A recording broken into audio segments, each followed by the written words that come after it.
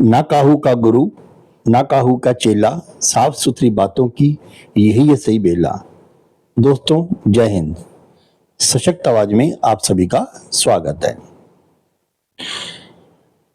वास्तव में मोदी का डर खलास, कोई मोदी से नहीं डरता। और डरना भी क्यों है? क्या है मोदी जिसे डरा जाए? कोई डिक्टेटर है? कोई तानाशाह है? डर तब लगता था जब 1966 में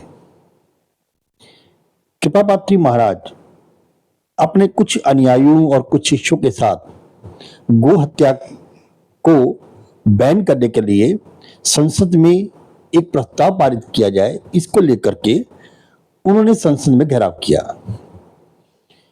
तब भारत के शासक प्रधानमंत्री इंदिरा गांधी का शासन बिल्कुल वैसे ही डावाडोल होने लगा जैसे कि महाराज इंद्र का होता है। कोई तप करे तो महाराज इंद्र का शासन डोलता है। उनका डोला। अब उन्होंने जो है अपनी तानाशाही दिखाई और नियत्थित साधु संतों पर गोली चलवा दी। ये अलग बहस का विषय है, कितने मारे गए। बहरहाल नियत्थों पर गोली चलाई गई और वहां कत्लेआम हुआ। डर पैदा हुआ। डर तो वहां लगता है।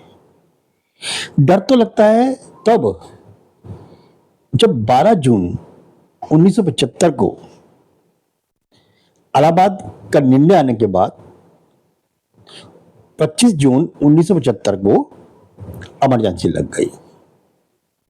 निर्दोष लोगों को जेलों में ठूस दिया गया, बिना अपराध जेलों में ठूस दिया गया।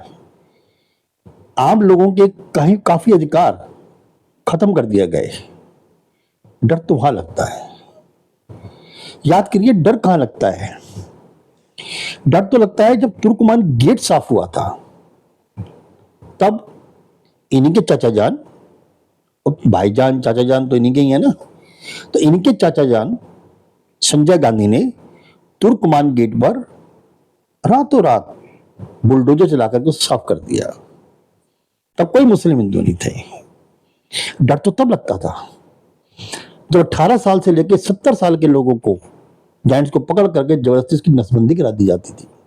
टारगेट दिया जाता था सरकारी कर्मचारियों को, आपको इतनी नसबंदी हर महीने करवानी ही है वरना आपकी तनख्वाह नहीं मिलेगी। डर तो तब लगता था। आज को डरना है? डर तो तब लगता था जब 1984 के अंदर सिखों को घर से निकाल कर उनका कत्लेआम किया गया। डर तो तब लगता था। अब डर क्या करना है? हमारे जो बालक बुद्धि हैं, जो अमेरिका में जाकर के बहुत कुछ हाक कर आए हैं, पहले उनको अपना इतिहास पढ़ना चाहिए। मैं पूरे भारत के इतिहास का ठेका नहीं दे रहा उनको। अपने घर का इतिहास पढ़ ले बस, अपने खानदान का इतिहास पढ़ ले बस। जिन जिन चीजों को वो वहां पर खोल करके आए हैं, अगर आज भारतीय, असली भारतीय हम लोग हैं, तो उनकी एक एक चीज का जवाब देना चाहिए। इनको डर लगता है। सिख को कड़ा पहनने की इजाजत नहीं है, सिख को पगड़ी पहनने की इजाजत नहीं है, सिखों को गुरुद्वारे जाने की इजाजत नहीं है। वाह, ये नहीं थी, वाकई नहीं थी ये।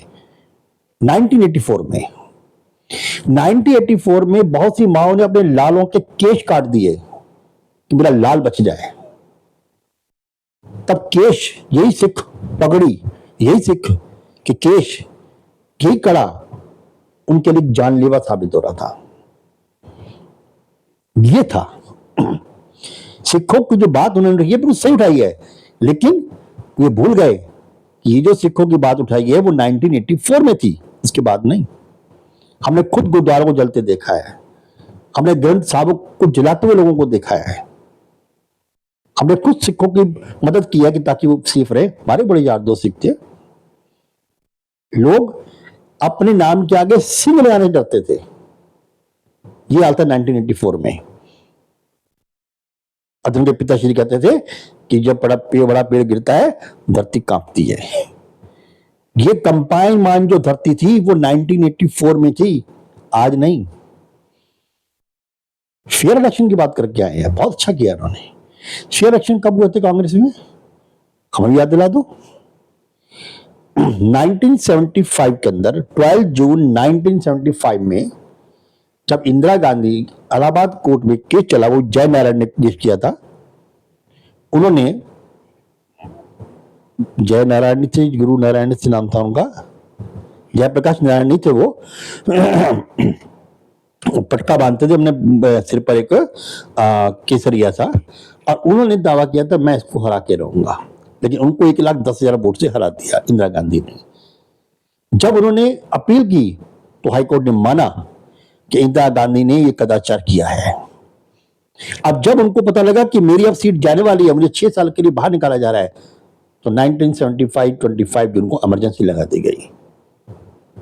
डर तो लगा था पत्रकारों को भी तब, या तो छापो मत, छापोगे तो बिजली कट, ये डर होता है।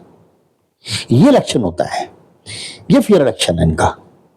और फिर भी अगर राहुल गांधी को लगता है कि फेयर इलेक्शन नहीं हुआ, तो मैं एक सीट के लिए कहता हूं, आपको विश्वास है बैलेट पेपर पर, आइए बैलेट पेपर आइए, आप अयोध्या की सीट, फैजाबाद की सीट जो है वो दोबारा इलेक्शन करा लीजिए आप,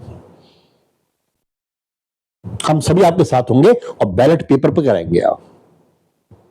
दिक्कत दूध का दूध, पानी का पानी हो जाएगा।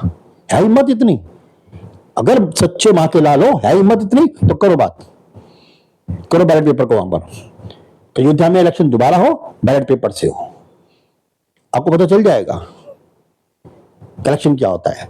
और इलेक्शन कमीशन कहो तो इधर चूड़िया मैं भेज देता हूं भाई, दोनों हाथ पहन लो, 6 इधर 6 इधर, को तो 12-12 भेज देता हूं, कि बंदा वहां जाके बात करके आता है कि इलेक्शन जो हमारे सही नहीं होते हैं। आपका क्या प्रतिक्रिया है? आने दो राहुल गांधी को, कटघरे में खड़ा करोगे, उनके देश प्रूफ मांगोगे, तो बताइए कहां प्रूफ है आपके पास कि इलेक्शन फेयर नहीं हुए ना? कुछ नहीं।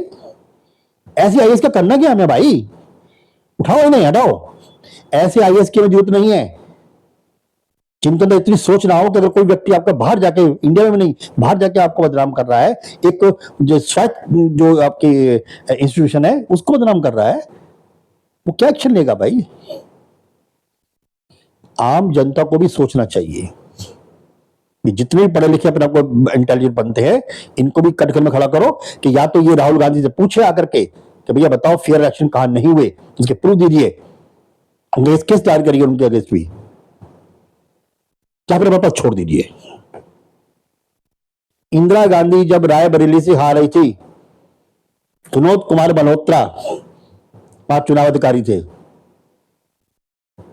पोतेदार ने पूरा जोर लगा दिया कि इंदिरा गांधी को जीता हुआ शो किया जाए, लेकिन विनोद मल्होत्रा ने अपने आईएएस अधिकारी थे, वो अपनी बात को बनाते हो कि नहीं मैं ये काम नहीं कर सकता, मैं निर्वाचन अधिकारी हूं, और डंके की चोट पर उन्होंने कहा था कि इंदिरा गांधी चुनाव हार गई हैं।